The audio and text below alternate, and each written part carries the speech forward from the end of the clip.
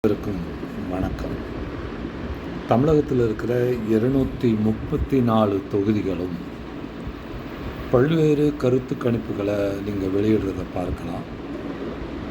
ஒரு 70% பகுதி தமிழகத்தில் நான் வசிக்கிற பகுதியில் இருக்கிற சுற்றுவட்ட மாவட்டங்கள், நான் பணி செய்த மாவட்டங்கள், இப்படி கணக்கில் எடுத்தால் 70% பகுதியை நான் ஏதேனும் ஒரு காரணங்களுக்காக குறைந்தபட்ச காலமேனும் கடந்து இருக்கேன். அதன் அடிப்படையில் ஒரு தொகுதியாக நம்ம பார்க்கலாம் வெற்றி அல்லது அங்கே இருக்கிற சமூக வாக்கு பிரிவுகள் அப்படிங்கிற அடிப்படையில். இப்போது முதல் தொகுதியாக நான் ஓமலூரை எடுத்துக்கிறேன். இந்த ஓமலூர் தொகுதியில் திமுக சார்பில் இளங்கோவன் நிற்கிறாரு.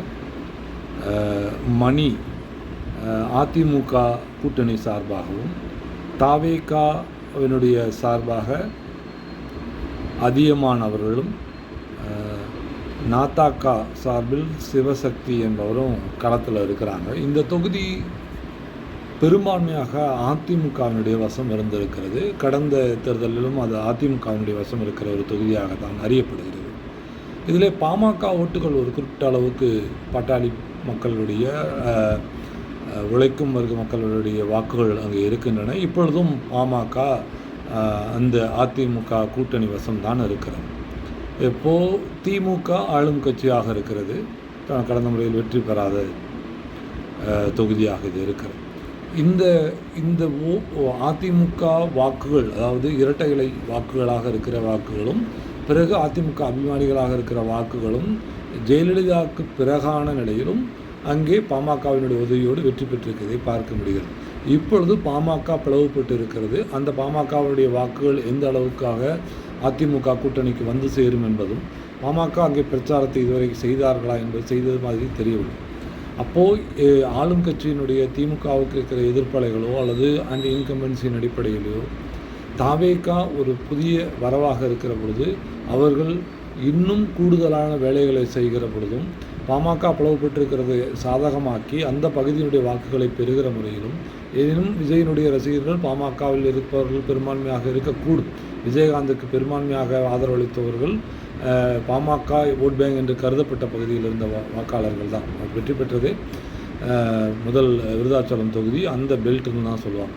அப்போது அதன் அடிப்படையில் பார்க்கிற பொழுது தாவேகா களத்தில் மிக வேகமாகவும் எதிர்ப்பு ஓட்டுகளையும், பிளவுபட்டிருக்கிற பாமக ஓட்டுகளையும், இன்னும் பிற இளைஞர்கள் வாக்குகளையும், பெண்கள் வாக்குகளையும், ஜெயலலிதா இல்லாத நிலத்தில் இருக்கிற பெண்கள் வாக்குகளையும் பெறுகிற பொழுது தாவேகாக்கான மிக அதிகபட்ச சாத்தியக்கூறுகள் இருக்கிறது.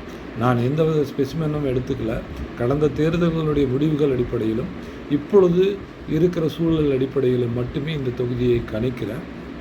இது 3ஆக பிரியும் என்கிற பட்சத்தில் திமுகவுக்கு இருக்கிற பின்தங்களை பயன்படுத்தி, அதிமுகவுக்கு இருக்கிற பாமகவினுடைய பின்தங்கல்களை பயன்படுத்தி தாவேகா சிறப்பாக செயலாற்றும் பட்சத்தில் அது முதன்மை இடத்திற்கு வருவதற்கான எல்லா வாய்ப்புகளும் இருக்கிறது. அப்போது அங்கே தாவேகாவை சார்ந்தவர்கள் எப்படி களப்பணி ஆற்றுகிறார்கள், திமுக அதிமுகவுக்கு ஏற்கனவே இருக்கிற வாக்குகளை தன் பக்கமாக திருப்புகிற வேலை, அல்லது ரிட்டலையை பார்த்து வாக்களிக்கிற பாட்டாளி மக்களாக இருக்கிற கடைநிலை ஏழை மக்களுடைய வாக்குகளை பெறுகிற முயற்சிகளில் தாவேகா இறங்க வேண்டும். விஜய் என்கிற நம்பிக்கையை கொண்டு போய் கடைநிலையில் சேர்க்கிற பொழுது அவர்களுக்கான வெற்றி வாய்ப்பு பிரகாசமாகும். ஏனென்றால் இங்கே அணித்தரமான வகையில் எதுவும் இல்லை. இப்போ திமுக வெற்றி பெறும் என்றால் அங்கே திமுகவுடைய வாக்கு சதவீதம் 23 இருக்கிறது. அது என்றால் கூடுதலான வாக்குகளை அவர்கள் வேலையின் மூலமாக பெறுகிற பொழுது, அதாவது பிரச்சாரத்தின் மூலமாக பெறுகிற பொழுது வெற்றிக்கான வாய்ப்புகள் அதிகரிக்கக்கூடும். அதிமுகக்கான பலம் சாய்ந்த பகுதிகளாக வேறு எதுவும் அங்கே இல்லாத காரணத்தினால் அதிமுக பின்தங்களை சந்திக்கிற பொழுது அதை கைப்பற்றுகிறவர் யார் என்பது தான் முக்கிய காரணம். இதுதான் என்னுடைய பார்வை. This is the Omlur constituency in Salem district. They have the opportunity to high level in AIDMK is the last consecutive elections are they are winner in